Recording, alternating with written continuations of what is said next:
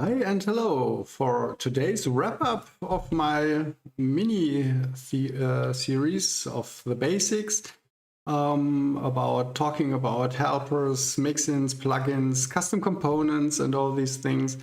In the past weeks, we talked about all these in depth, and today I would like to wrap up everything and to give you some more insight in what to use when, and give you one more information about the helper, which I missed in my main talk. And yeah, let's go into it. And if you like what you see, it would be great if you would subscribe and give me a thumbs up.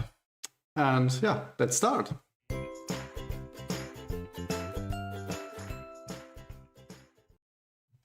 So, welcome, and today I didn't really prepare something new. What I did prepare was some, you can see it right now, over here. I need to move that over here and to show this in here. Okay, so let's go with that later on, and for now I will explain a lot of things which we went on over in the past. So the first thing is that I missed for the helper, which is, here is my structure. So we are in my app, getter setter app and util, and within that I have the math helper function. And to use this, I added an alternate class name, which is quite cool, because currently what you would have to do is to call it with this long path. So let me just go over to my browser, open the, oh, so many new things in here. And now I can say, okay, I would like to say getter setter util math dot max from string. As you can see, it's in there, right? So with this alternate class name, I can also say helper dot math dot, and now I can say max from string, and as you can see, it's exactly the same. It's just a shortcut, and I typically use a lot of my util helper functionality in a package, so that this gives me a way to have a really short name about what I want to achieve. Okay, so we learned in the past that using singleton defines a class that won't be instantiated, and it's just a single one or single time in your memory, and you can directly call these different functions from that. That defines a helper function. Then on the other hand, we had the plugin.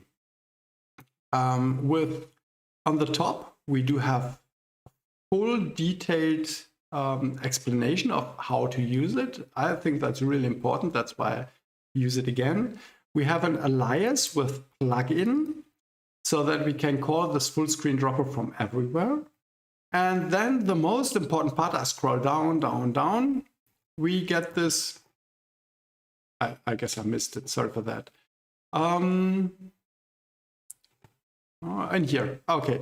We have this init functionality where we can set up things which we try to add to the view.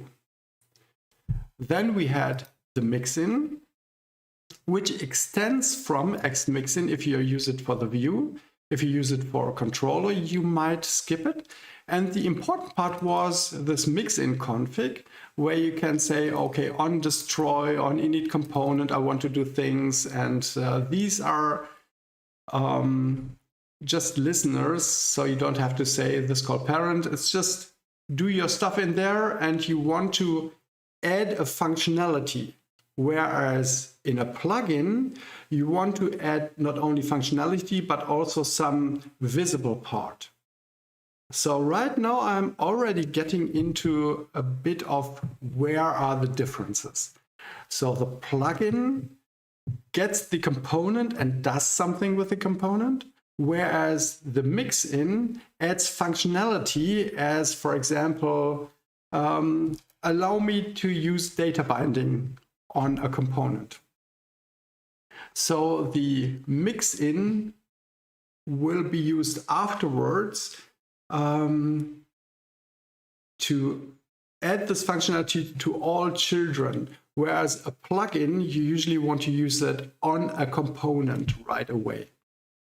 So then we had a custom component from really easy custom component, where I only changed a couple of configs, up to where we define the element itself of the component. And all these things we talked about in depth during the last week. Now let me open my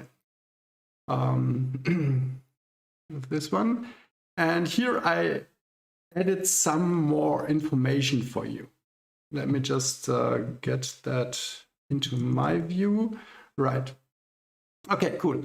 So we have the expert component. I'm not talking about the standard custom component, because that's just far too easy for you. I'm talking about the expert component with the element in here. And that one will be, I compared them in different ways so that it's easier for you to understand when to use each item. So the first one would be, does it get instantiated or is it a singleton? The Mixin itself will be pushed into the component exactly like the plugin, and then you could instantiate the component. That's why I'm writing here, you can instantiate it. If you create a plugin from a plugin and you want to enhance it, that's, in my point of view, a really expert custom component. So here we have something like, it's a plugin, but at the same time, we can enhance it and make it a custom component. So if I would take, for example, the plugin to, on the bottom, you can have this plugin which allows you to, for grids, to change pages, pagination. If you would enhance that, that's definitely some expert level stuff. That's why I added in here complexity, and that's why I added in here it's pro stuff, while expert is below pro for me in this example. Okay, so the expert component and the helper function for the other component will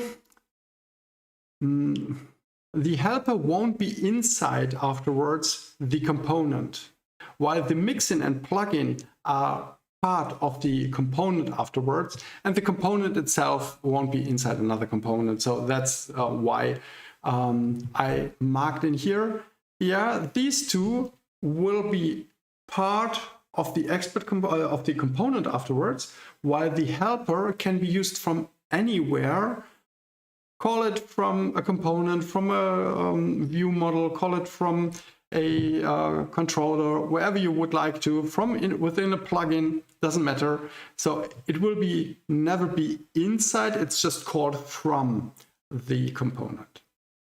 So this item supports component. That's why what I think the plugin is doing. It enhances the component while the component itself gets enhanced by the Mixin.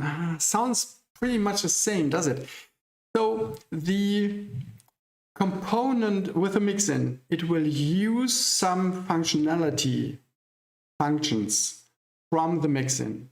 But if you want to have something like a badge button, for example, then you would add a plugin to the button, to the tab panel, whatever, and add via plugin the little number sign on top. and that would enhance the functionality of the component with another visual part. And it will communicate with the component, but it still is a tiny little bit of its own. While the Mixin gets completely into the component and is part of the component. I hope that makes it a bit more clear. Creates visual is what I just said. Yeah, definitely the expert component is a created visual, and the plugin, as I just mentioned with this little button and enhancement, is a visual which gets added. And I think this is mostly, these three lines mostly define where the difference are really between Mixin and plugin. The helper is something on its own, so it just helps you not to have duplicated code in your application. If you wouldn't use a helper and write your code in that component, in that component, in that component, then you might have 3-4 times the same identical code in your application. And if you run into a bug, then that's where the helper shines. And now next week I would like to compare ExtJS with a really modern framework. And let's see if this is the same. It looks the same from how you write it and where the differences are. So I hope I teased you a tiny little bit for what will come up next week.